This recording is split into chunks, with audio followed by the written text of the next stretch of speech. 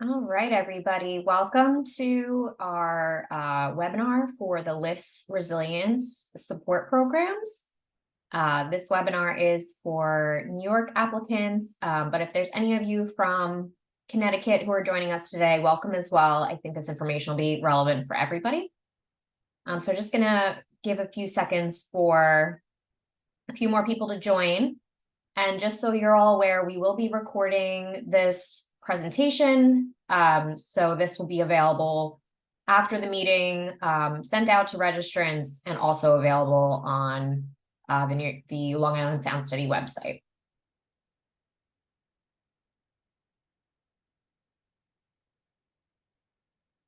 Okay.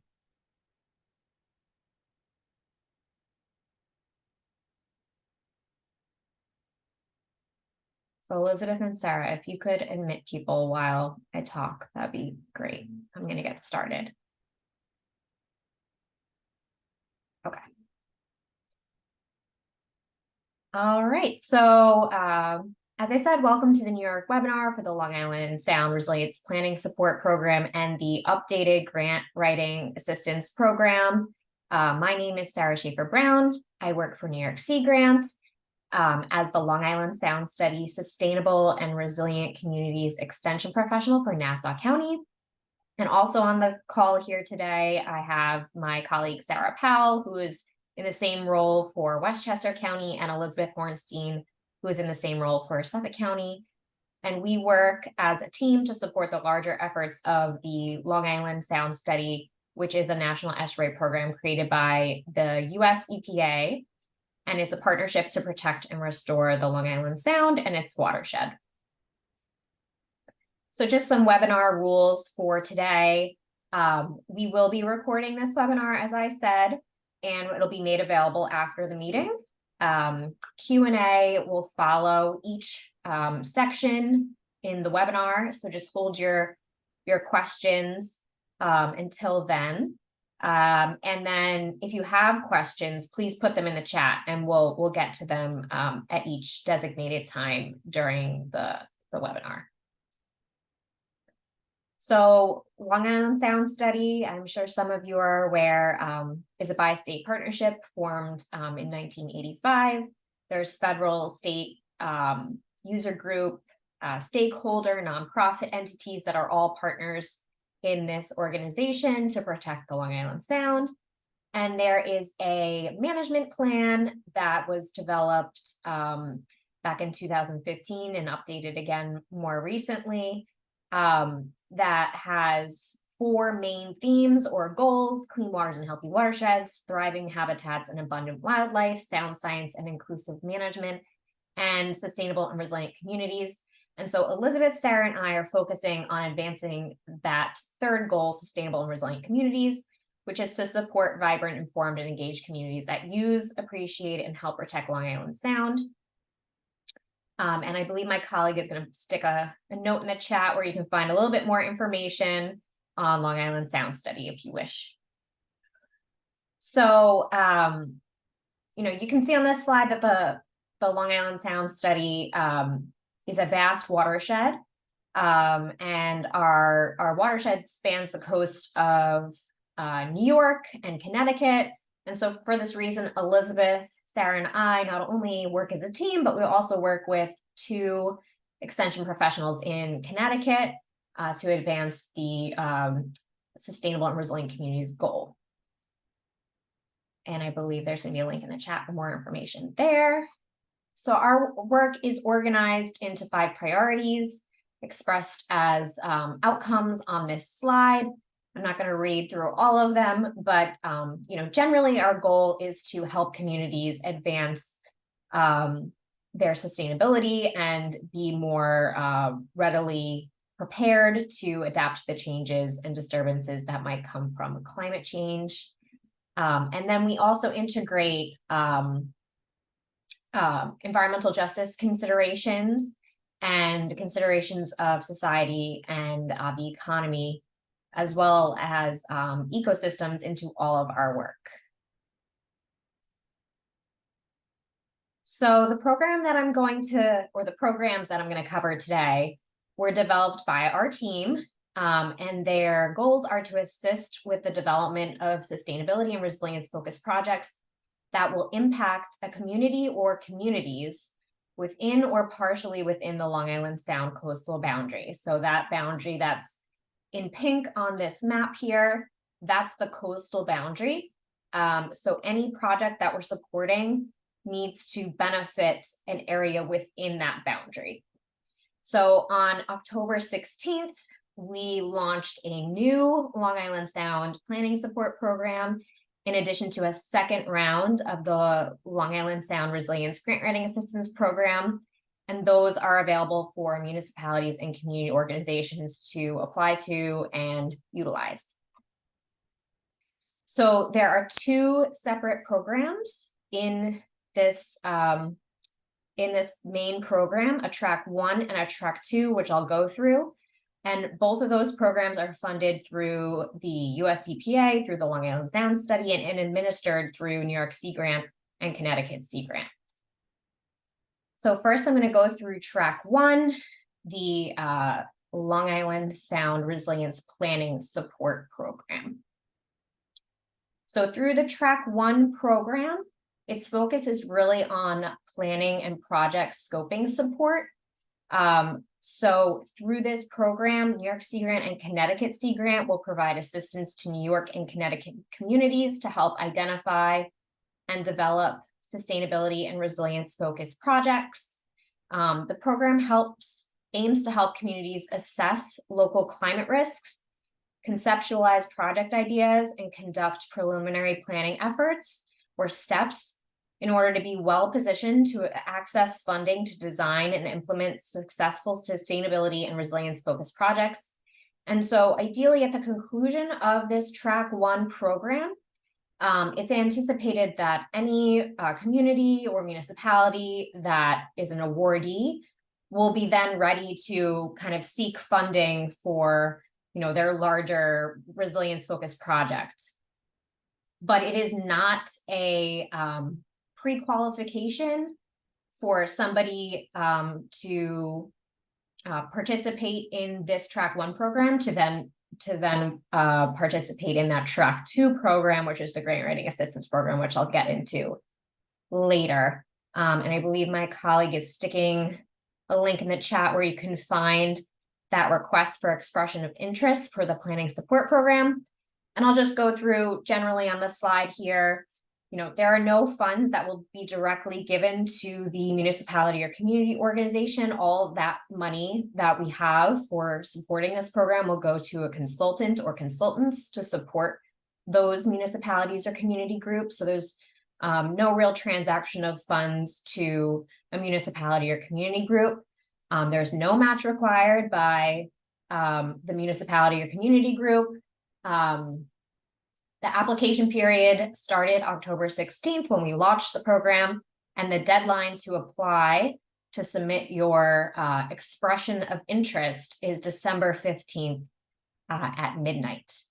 And so there's a couple really easy ways to submit your expression of interest. You can either fill out a Google form, which is linked in the expression of interest request.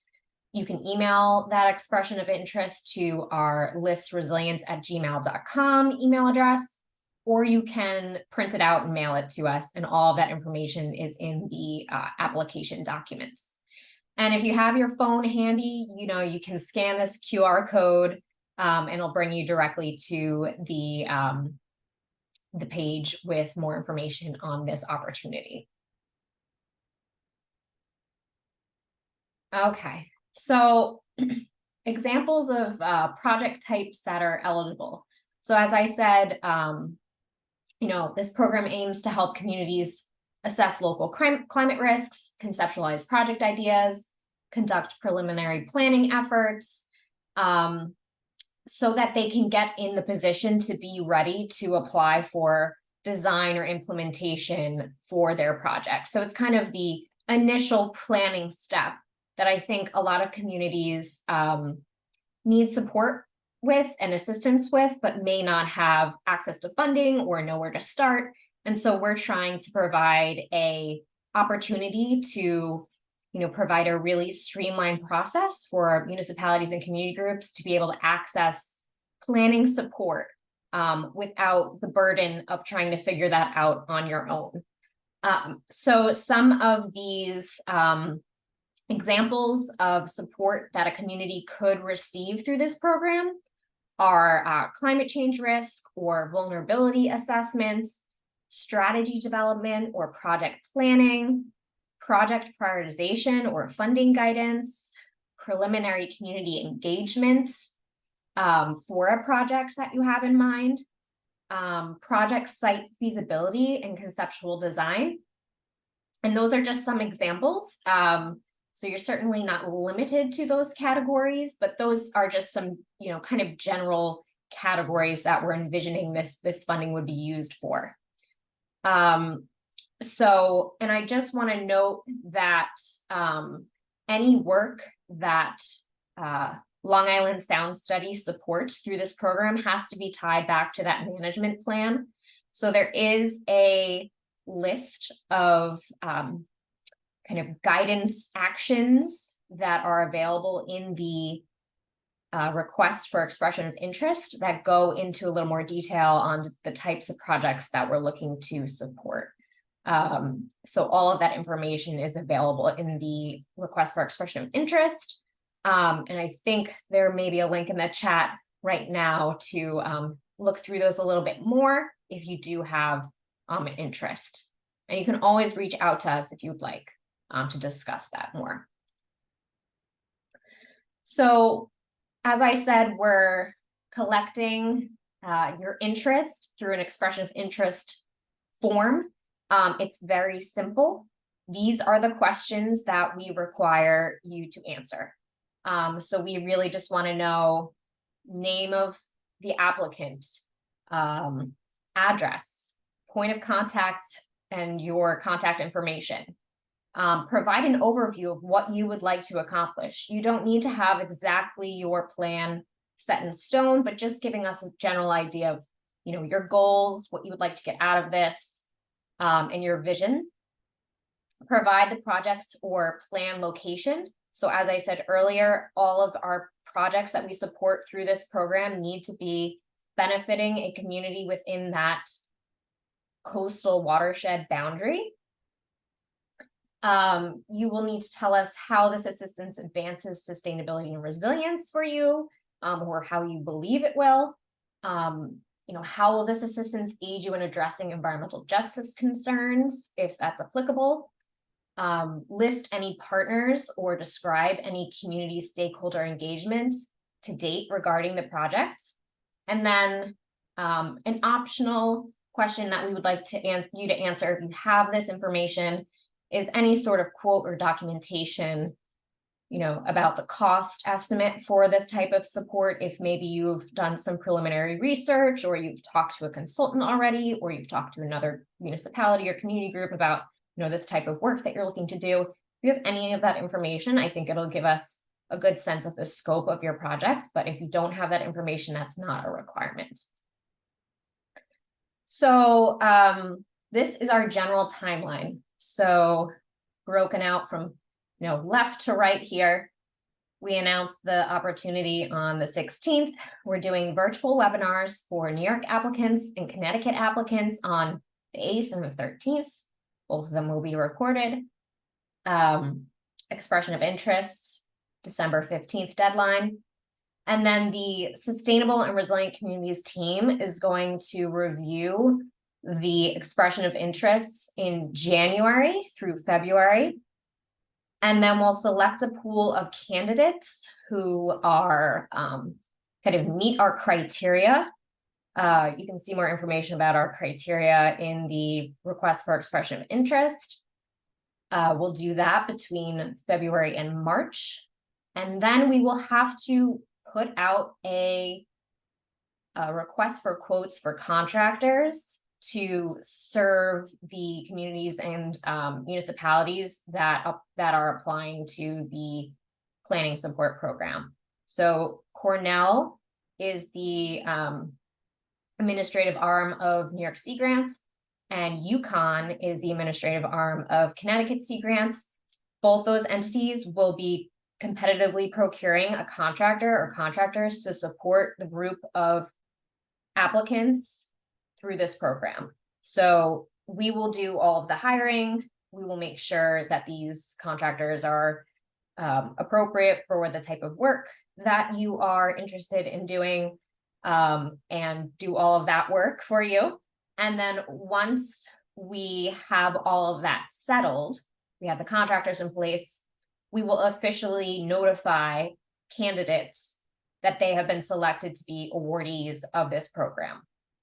And that will happen in most likely summer of 2024. And then your contract with the contractors or contractors that we select will not start until summer of 2024 as well. More information on this timeline is in the RFEI. So please feel free to look through that in detail. If you have any questions, please put them in the chat. So this is just to reiterate some of that process for contractors. If there's any contractors on the call that are, looking to learn more, we're going to put out that request for quotes for the contractors through Cornell and UConn to hire them. And then the contractors will provide support to the pool of awardees. And then the awardees and the municipalities or community groups that are supported through this program will be signing off on, invoices or final products and deliverables for those contractors. So you'll have, there will be a partnership between you and that contractor and Cornell or UConn, whichever state that you're applying to the program in. All right, so now I'm just going to go through some questions in the frequently asked questions document that we put together. And the link to that FAQ document for the planning support program is in the chat. So after this session, we're going to have time for some Q&A. I'm just going to run through some of the main questions that, we anticipate getting or have gotten. And there are links in that FAQ document to all of these resources that I'm going to go through here. So if you need, to look at something on your screen, feel free to kind of pull it up as I go through. So just to reiterate, how do you apply to the Grant Writing Assistance Program? As I said, there's a expression of interest Google form, which you can see here on the slide. It's very simple, just a few questions. Anybody can fill it out. You don't have to have a Gmail, Google account. You can then either fill out or attach the expression of interest form document, which is a Word document within the application, and email that to us, or you can fill out that Word document and mail it to us. So giving you a lot of options, whatever your comfort level is. So next question, is there guidance on how to fill out the expression of interest form? Yes, we drafted a example expression of interest form for you to review. It's got, kind of town of XXX, John Smith applied, just to give you a sense of kind of the detail and level of information that we're looking for. Are groups outside of the coastal boundary able to apply? So the answer to that could be yes. The project must impact, though, a community or communities that are within or partially within that LIS coastal boundary. So your organization could be outside of this coastal boundary, your office could be outside of this coastal boundary, but the project needs to benefit an area within this pink Long Island Sound coastal boundary. This opportunity is available to communities within Westchester, Bronx, Queens, Nassau, Suffolk counties, and then Western Connecticut and Eastern Connecticut.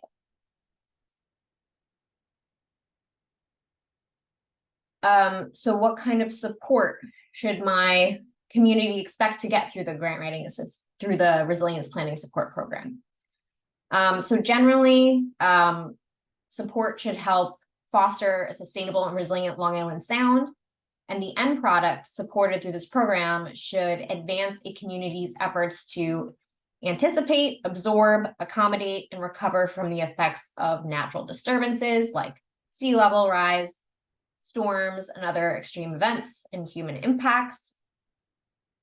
And the projects should also promote social, environmental, and/or economic well-being for all communities, particularly those communities with environmental justice concerns.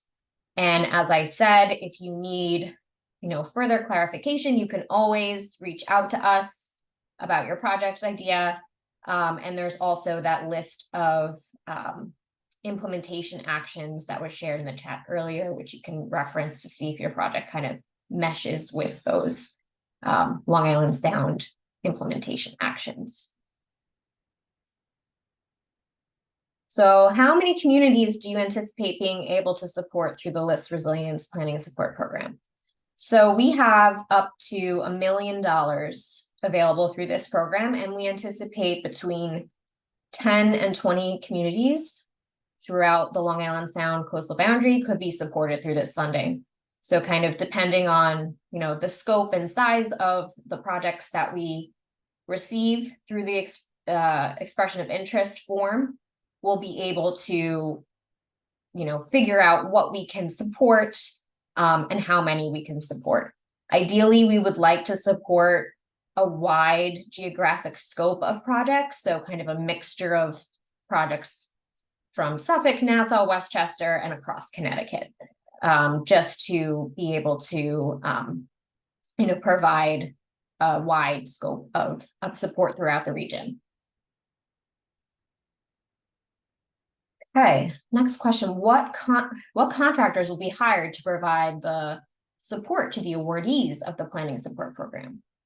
So the answer to that question is we do not have that answer yet, but we will be competitively procuring through Cornell and UConn the contractors that will be supporting those awardees.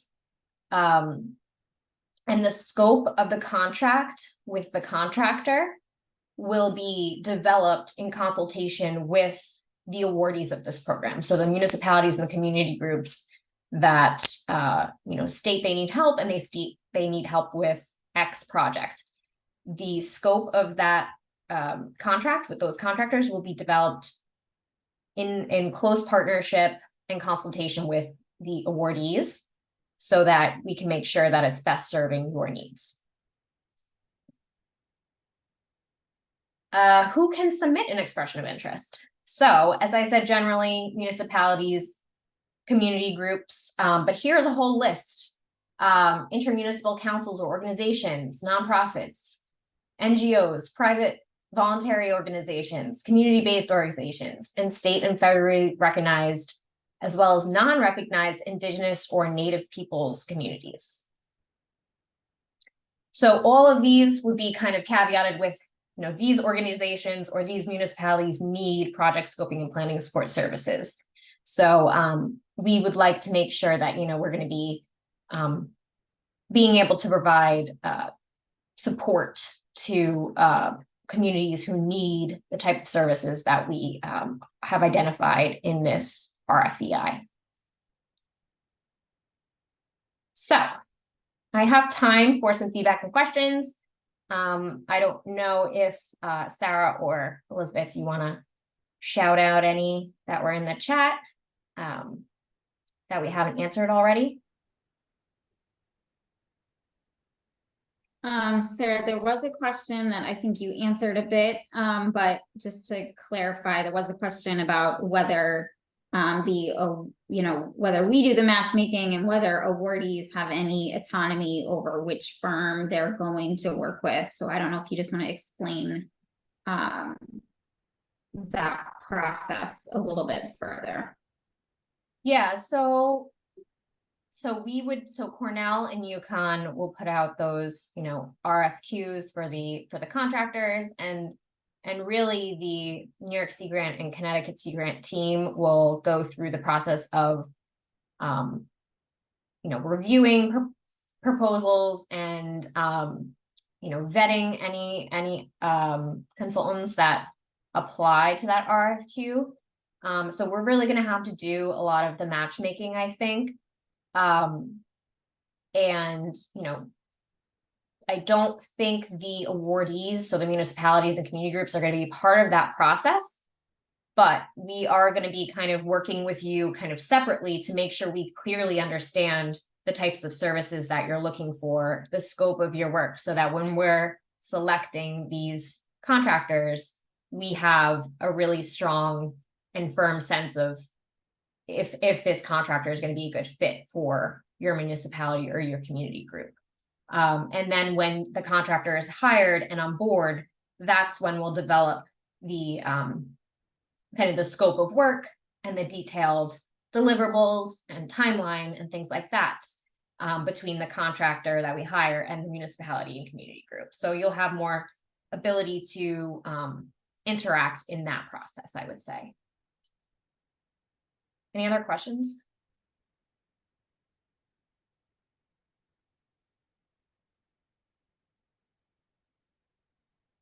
No? Okay, well, if you think of any, we still have another section to go through. So I'm gonna move on. So track 2 is the LIS Resilience Grant Writing Assistance Program. Oh, and I'll just go back. So the intent of track 2 is to facilitate the hiring of a grant preparation or writing support consultant to assist with the development of a grant application for a sustainable and resilient focused project that will impact a community or communities within that Long Island Sound coastal boundary. So really with this program, it's our aim to reduce those staffing barriers, those capacity barriers that organizations or municipalities might have to apply to a competitive funding opportunity. So this program is in now its second year. So we originally launched this program in November of 2021. No, 2022, sorry. So it's been running for almost a full year. And just to give you a sense of the success we've had so far, we had 26 applications from across the watershed. A total of 17 of those were moved forward to being funded through our program. And there was a total of 8 projects that we funded in Connecticut and a total of 10 in New York. And to break that down even further, in Western Connecticut, there were 5 projects, Eastern Connecticut, 3 projects, Suffolk County, there were 6 projects, and Nassau County, there were 4 projects. And so the types of projects that we funded, generally, to just give you all a sense of the range of things that we received and we supported, was a mixture of municipalities from across New York and Connecticut. There was nonprofit groups as well from across the states, and then there was an academic entity that applied in Connecticut. So the types of projects we funded for grant writing assistance were watershed plans, feasibility and engineering studies for beach, wetland, and living shoreline projects, implementation of green infrastructure, habitat restoration, public access improvements. There were community outreach, engagement, and education projects, shell recycling and oyster gardening program initiative, a vac truck purchase, and urban forestry equipment. So pretty big range of projects. So as I said, again, through this track 2 program, New York Sea Grant and Connecticut Sea Grant will provide the grant writing and preparation and writing support to New York and Connecticut communities. The program aims to help communities develop successful, sustainable, and resilience-focused project grant proposals, and for municipalities and community organizations to develop capacity for navigating the funding landscape. So not only giving you kind of that grant writing support, but also maybe through the process, giving the staff in your organization or your municipality a little more knowledge and confidence to apply to grants in the future. So just as a note, you do not need to participate in track 1, the planning support program, to apply to track 2. They are 2 separate programs. So again, if you have your phone handy, you can scan the QR code, pull it up on your own. The award amount is up to $9,950 per application. That funding goes directly to the contractor. Each application should focus on one discrete project, though applicants can submit multiple applications for different projects. There's no match. This opportunity is open on a rolling basis. So really until the money runs out on our end. So I think that's, helps people deal with different grant application deadlines. And again, we have 3 ways you can apply: a Google form, submitting your application directly to our Gmail account, or submitting it over mail. And I think the link to this grant writing assistance RFP is in the chat now. So as I said, this is kind of a continuation of last year's program, but we did make some slight modifications if anybody is kind of familiar with last year's program. So there's no longer that deadline of September 30th every year. We're just rolling it in, every year, and having it be available as funding is available. For this year, we've added in the Bronx and Queens counties into areas that could apply. So now it's the full Long Island Sound coastal watershed boundary. So another adjustment we made is there is no lower limit to the amount of funding you can request for grant writing support. It's just up to $9,950 for one discrete project. And you can submit multiple grant applications for different projects. You can put into one application the request to apply to multiple grant opportunities for one discrete project, but the limit for that one project still has to be $9,950. So if there's 2 grants you want to apply for and you need support to apply for both of those, the contractor that you work with, their budget just can't exceed the amount of money that we're providing for your grant writing consultant cannot exceed $9,950. Okay. So examples of the types of projects that are eligible. Some of those projects we funded last year for grant writing assistance are a good way to kind of gauge the types of things that would be eligible, but there's kind of a more detailed list in the RFP, but this is generally the type of projects that we would fund for grant writing assistance: sustainability resilience plans, watershed plans, 9-element plans, green infrastructure, stormwater management, low impact development projects, improvements to infrastructure to increase resilience to sea level rise, storm surge or intense storms and flooding, right sizing of culverts or dam removal, nature-based solutions like living shorelines, wetland restoration, shellfish restoration, eelgrass restoration, retreat relocation or land acquisition to protect habitat in the floodplain, or also kind of public engagement and knowledge projects related to advancement of a sustainable and resilient communities project or program.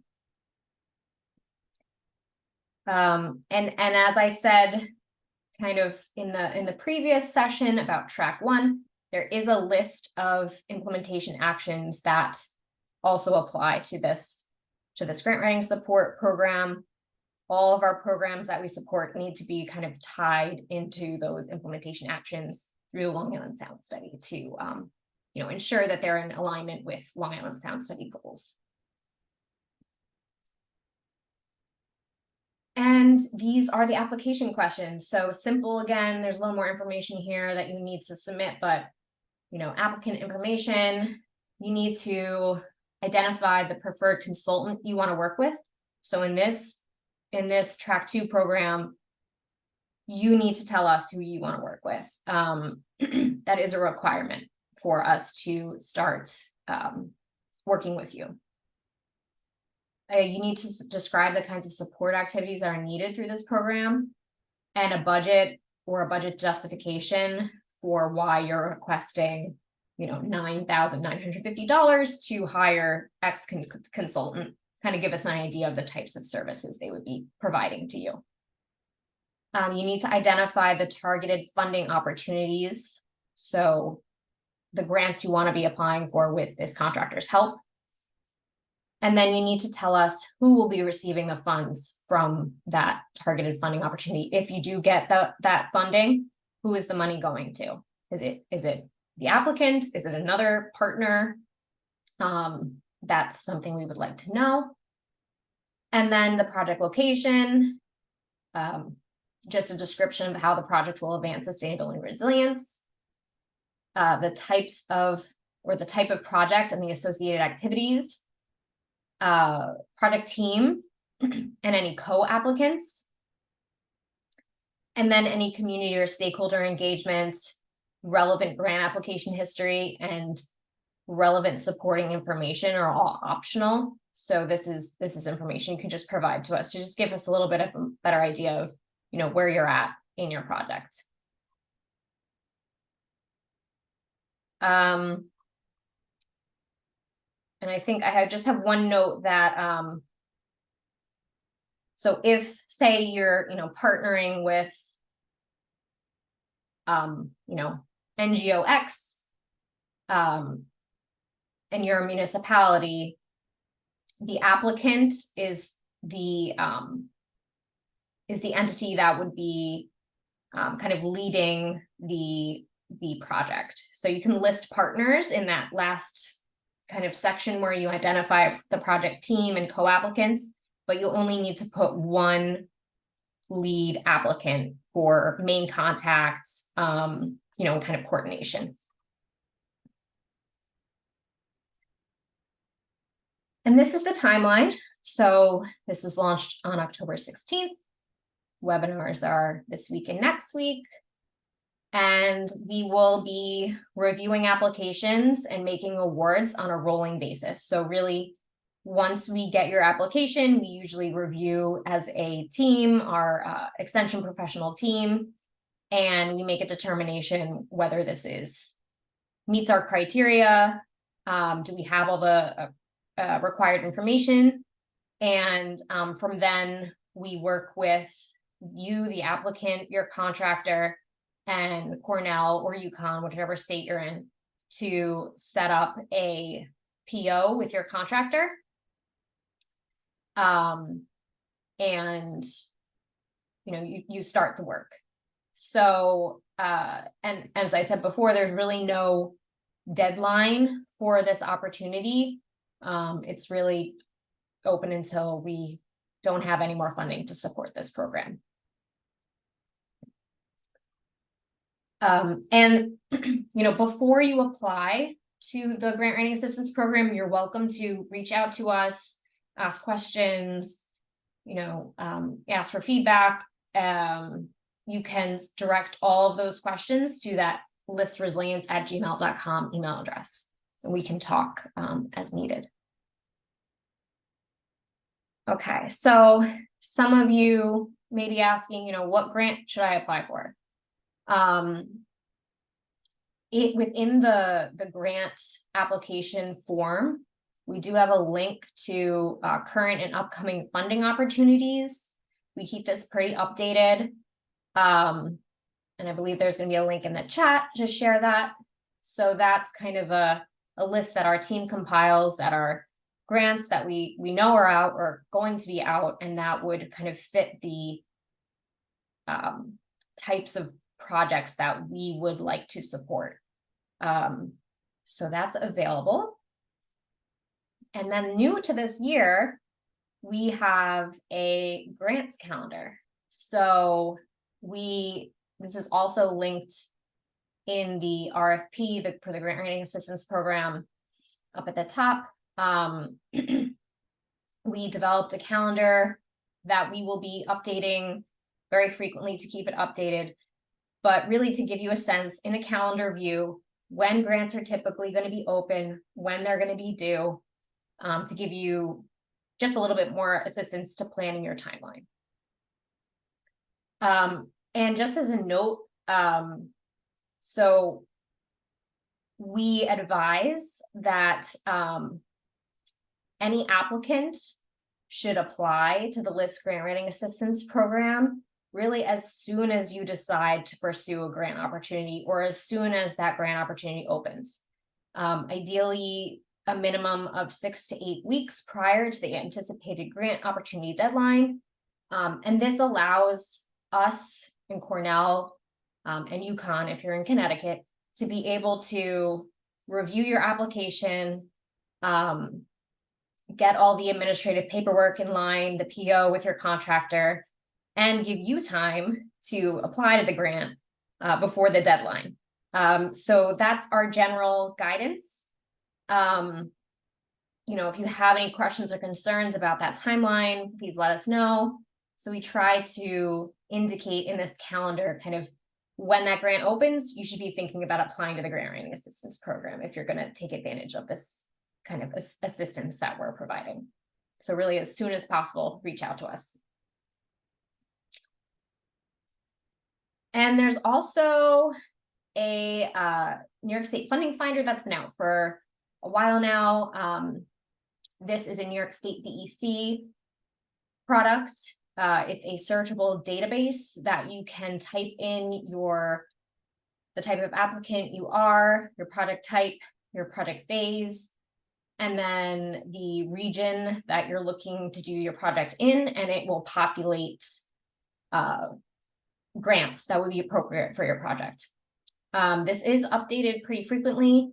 I will note that you have to kind of re-download it after it's updated. It doesn't automatically update in your files. It just downloads to your local documents. So that's just a note if you want to use this.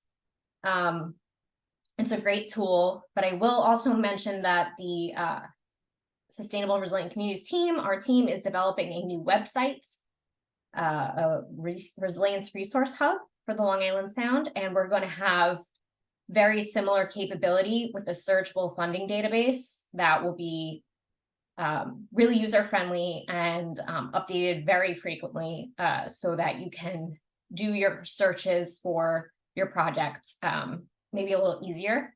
So that we're hoping to launch in maybe late December or January. So hoping to make all of this a little more easy for you all to figure out.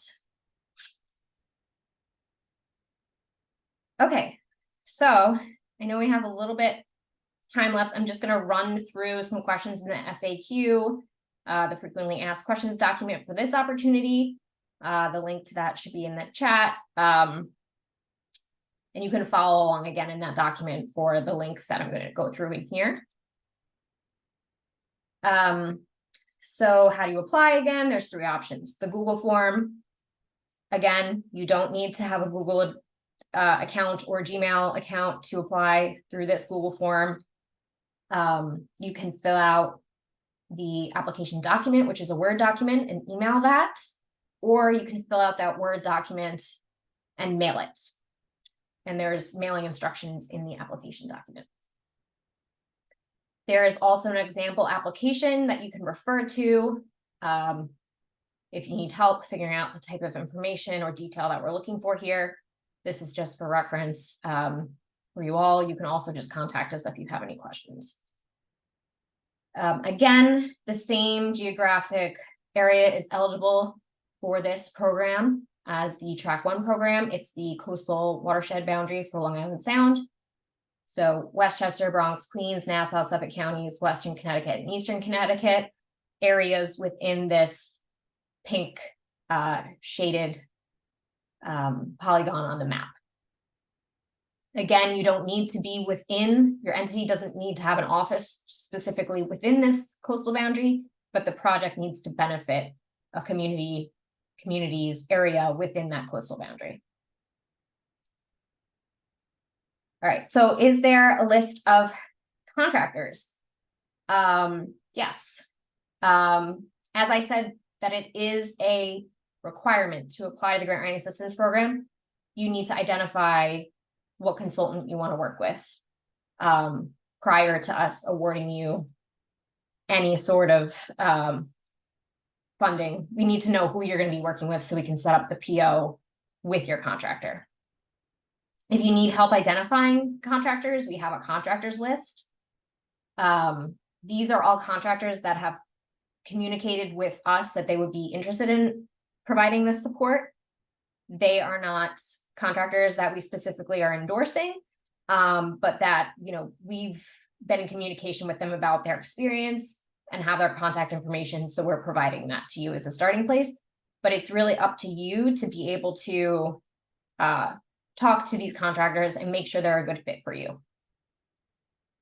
And we'll be updating this pretty frequently. So if there's anybody you know about who'd be interested, please tell them to contact us and we can put them on the list if they're appropriate. And just another note that the applicant cannot be the contractor. So this funding is really intended to provide assistance and additional capacity to organizations that don't already have the capacity to do grant ratings applications. So the contractor needs to be a separate entity outside of the applicant. So if you have any questions, let me know. Yes, you need an official quote from your contractor. So really just outlining, you know, the number of hours they'd be working, their hourly rate.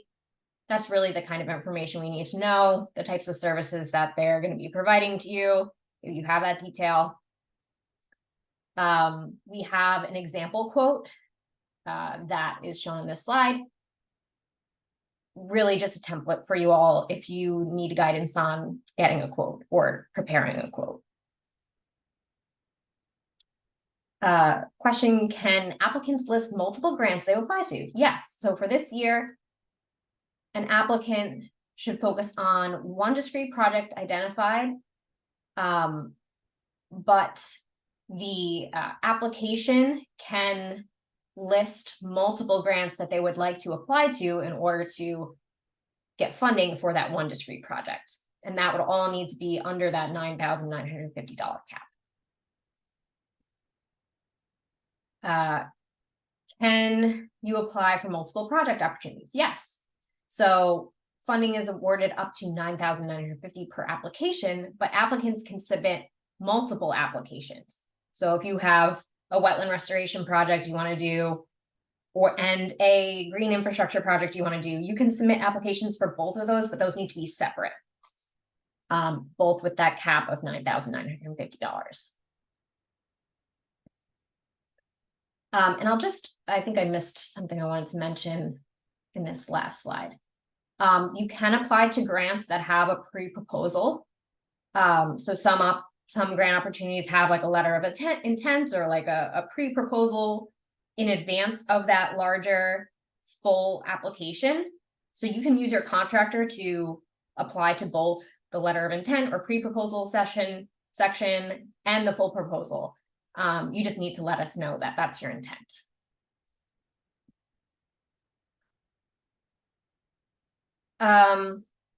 So this is some information for contractors. As they said, you know, we are soliciting names and contact information and qualifications from contractors who could be on our contractors list.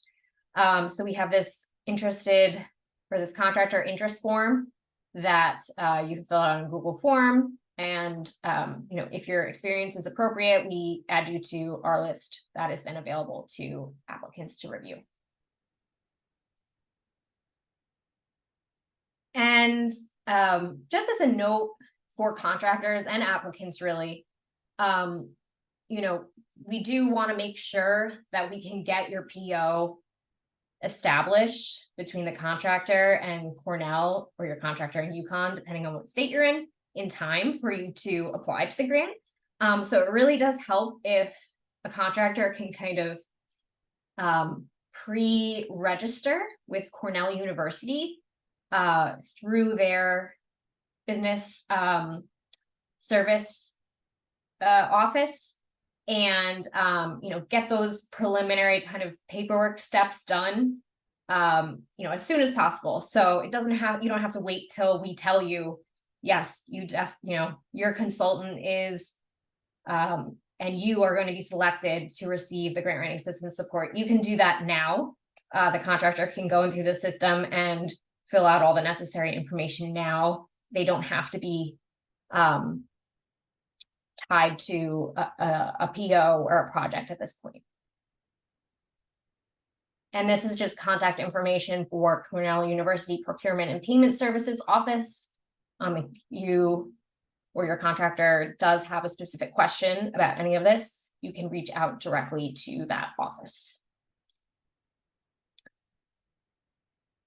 Okay, so now we have some time for feedback, questions. Anything in the chat?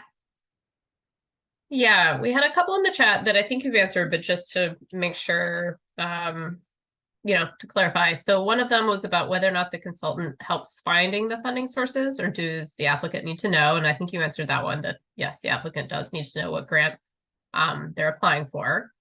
Can you just answer, so just to be clear, can applicants use the money for their own grant writing service or contractors if they're already working for a municipality?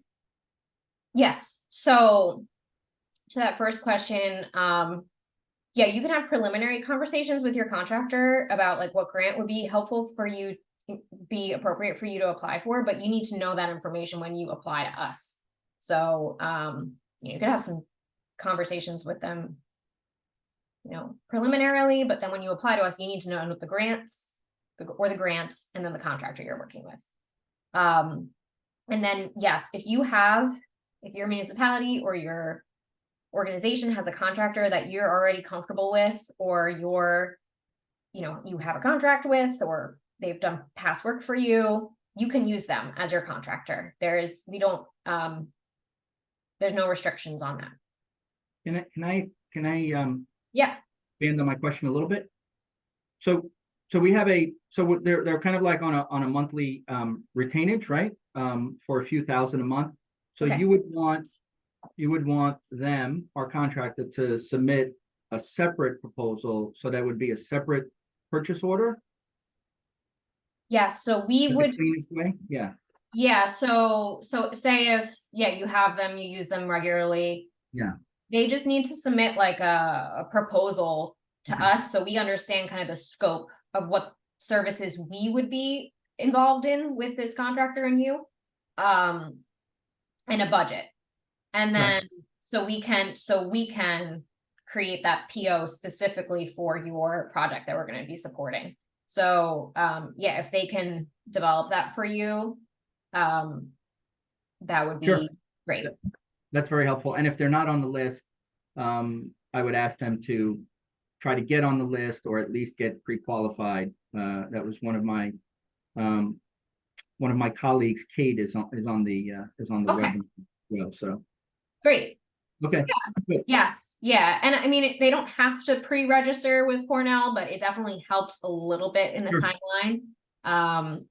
Just because we know, entities you may not know you want to apply to this grant until, it's 5 weeks before the deadline. And then just making sure that we have everything in place for you to be able to start working so that you can get your application in before the grant deadline for that targeted grant. We just want to make sure we're giving everybody enough time. Great. Thank you. No problem. And Sarah, there's another question in the chat. It says, if the intended contractor has served on the board of an NGO applicant, but they're now working as an independent grant writing consultant and would be hired in that capacity, is that okay? Yeah, I think so. Just as long as they're not technically an employee of that NGO, if they're an independent contractor, I think that's appropriate and fine. Yeah. Any other questions?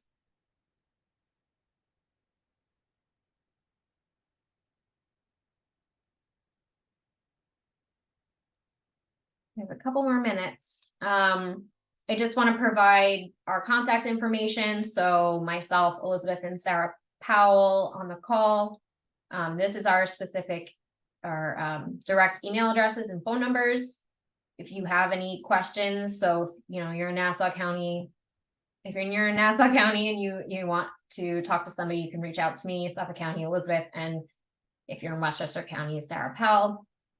Also, if you just want to send an email to that listresilience@gmail.com email address, we monitor that pretty frequently, and we can make sure the most appropriate person answers your question. And as I said, we're happy to chat about either track 1 or track 2 before you apply, just to talk through any questions you might have, to see if this is a good fit for you. Questions about contracting or timeline or anything like that, we're happy to do that.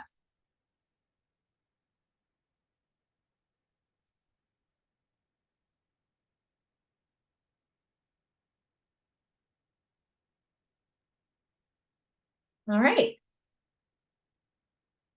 Well, I guess we'll stay on for, a couple more minutes in case anybody has a question. But that was the bulk of the information I wanted to go through.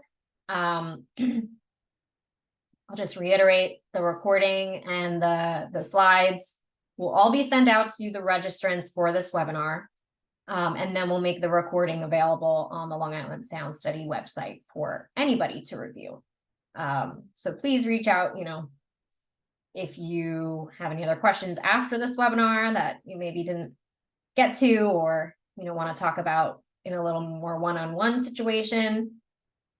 Please reach out if you have questions. We're happy to talk through this. The intent of these opportunities is to get more projects done and to provide support to where you're at. So if you need, if you're ready to apply to a grant, we have the Track 2 program for grant writing assistance. If you really need preliminary planning support, scoping support, trying to figure out exactly what you need to do to improve your community's resilience to climate change or address an issue, that planning support Track 1 program is probably more appropriate for you. So that then you're eventually ready to implement a project or get engineering designs for a project. So we're hoping to serve kind of variety of people where they are at.